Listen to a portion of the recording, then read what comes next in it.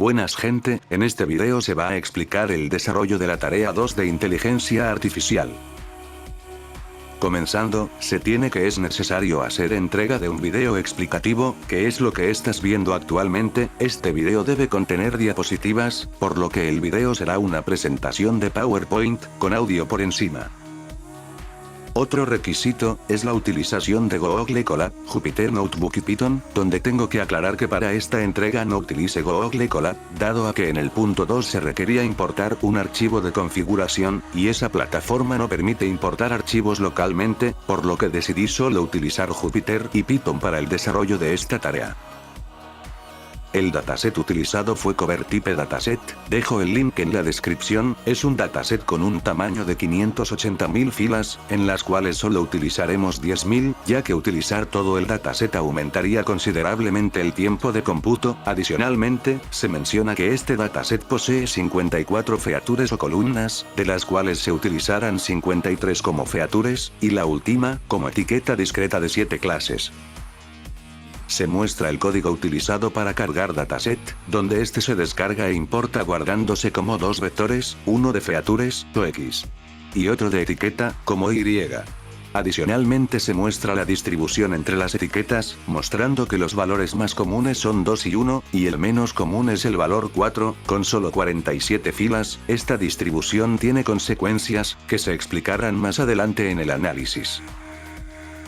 Comenzando con el punto 1, se pide ejecutar 3 algoritmos de clustering, K-means, K-means++ y meanshift, utilizando 4 configuraciones distintas para cada uno, utilizando solo el 80% de los datos, sin la etiqueta. Luego, evaluar las 12 configuraciones utilizando en este caso Silhouette Score, y seleccionar las 3 mejores. Finalmente, se deben utilizar los 3 mejores modelos y compararlos con los datos restantes para determinar si este procedimiento es razonable para asignar las etiquetas faltantes.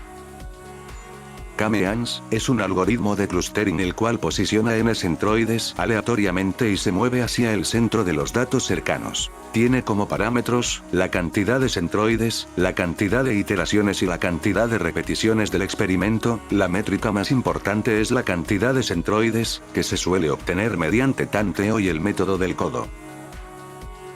Se muestra el código utilizado, con los 4 conjuntos de parámetros. Estos se mencionarán en más detalle más adelante. Adicionalmente se muestran los resultados del Silhouette Score, siendo el mejor caso con 9 clusters, 25 repeticiones, y 400 iteraciones. K-means++ es el mismo algoritmo que K-means, solo que utilizando un algoritmo más refinado para seleccionar la posición de los centroides, utilizando las mediciones referentes a un centroide aleatorio inicial. Se muestra el código utilizado, con los 4 conjuntos de parámetros. Estos se mencionarán en más detalle más adelante. Adicionalmente se muestran los resultados del Silhouette Score, siendo el mejor caso con 9 clusters, 25 repeticiones, y 400 iteraciones, similar a K-means. Meanshift es otro algoritmo de clustering, el cual posiciona una gran cantidad de centroides en posiciones aleatorias, y los mueve en dirección a las posiciones con mayor densidad de puntos. Solo tiene un parámetro, siendo este el bandwidth, que es la distancia para que dos centroides se fusionen. Se muestra el código utilizado, con los 4 conjuntos de parámetros. Estos se mencionarán en más detalle más adelante. Adicionalmente se muestran los resultados del Silhouette Score, siendo el mejor caso con bandwidth de 15, 13, convergiendo a 21 clusters.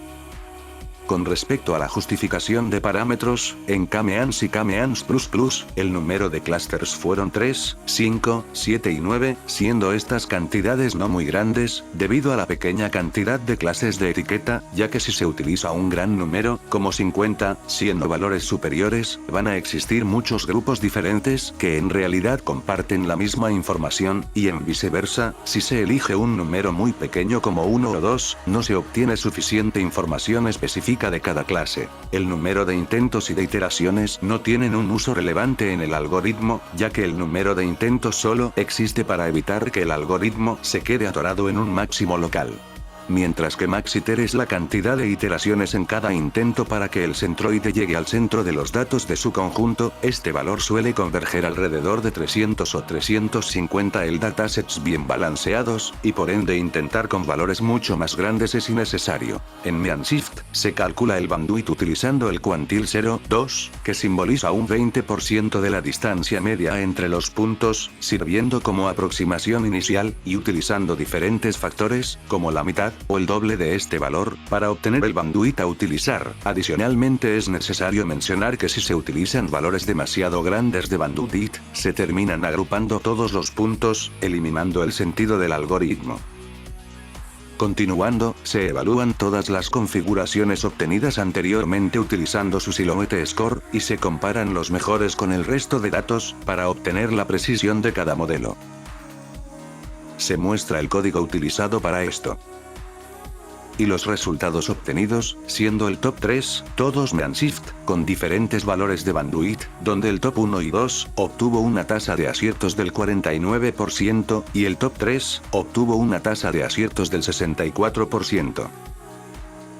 Estos datos demuestran cómo el modelo está funcionando adecuadamente, prediciendo la etiqueta correctamente en un 64% de los casos en el mejor modelo.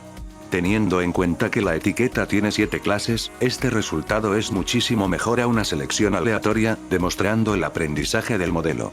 Finalmente se tiene la pregunta: ¿este procedimiento resulta razonable para aplicar las etiquetas faltantes? Y la respuesta es un depende, ya que el resultado fue solamente 64%, lo que no es demasiado confiable, estando demasiado cerca a un 50-50, y convendría buscar algún método más exacto, que permita subirlo a un 85 o 90%. En caso de no tener disponible ningún otro método, entonces sí, es razonable utilizar este modelo, ya que sigue siendo mejor que aplicar al azar. Comenzando con el punto 2 de la tarea, se pide entrenar en paralelo 6 instancias de regresión logística y SVM, cambiando sus hiperparámetros. Para esto se debe utilizar el 80% de los datos para entrenamiento, para realizar rondas de entrenamiento, donde se eliminará en cada ronda el con peor desempeño, para finalmente quedar con el top 2, y estos se evaluarán utilizando los datos restantes. Se muestra el archivo de configuración utilizado, que contiene configuraciones para los siguientes parámetros: alfa, como el factor de penalización, y eta 0, como la tasa de aprendizaje.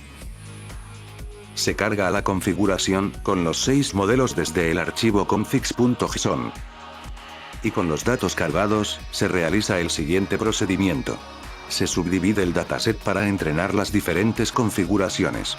Se crean los modelos y se inicializan los parámetros para las funciones de regresión, y se realizan las rondas de entrenamiento paralelo con eliminación hasta quedar con los 2 mejores. Se muestra el código para realizar esto. Se obtienen los siguientes resultados, obteniendo los modelos SVM como el top 1 y SVMB como el top 2. Continuando, se evalúan los ganadores utilizando el resto de los datos, para obtener valores como el Accuracy y el F1 Score. Se obtienen los siguientes resultados, con SVM con un Accuracy del 74% y SVMB con uno del 71-45%. Ambos modelos fueron capaces de conseguir un rendimiento similar y acertado del 70%, ambos siendo capaces de identificar las clases más frecuentes, siendo estas 1, 2 y 3, pero fallaron en detectar patrones para 4, 5 y 6, debido a la muy baja cantidad de filas pertenecientes a estos, siendo solo un 5% de las filas totales. Esto nos permite observar la importancia de un dataset bien balanceado, y cómo esto impide el correcto entrenamiento de los diferentes modelos de análisis predictivo. Finalmente, se menciona el uso de inteligencia artificial para la creación del código inicial. Luego fue necesario un proceso de depurado manual, debido a la incapacidad de ChatGPT de resolver bugs para código con más de 20 líneas. Y tal como se menciona en la pauta, no fue utilizado para ningún área del análisis. Sin nada más que agregar, chao gente, se me cuidan.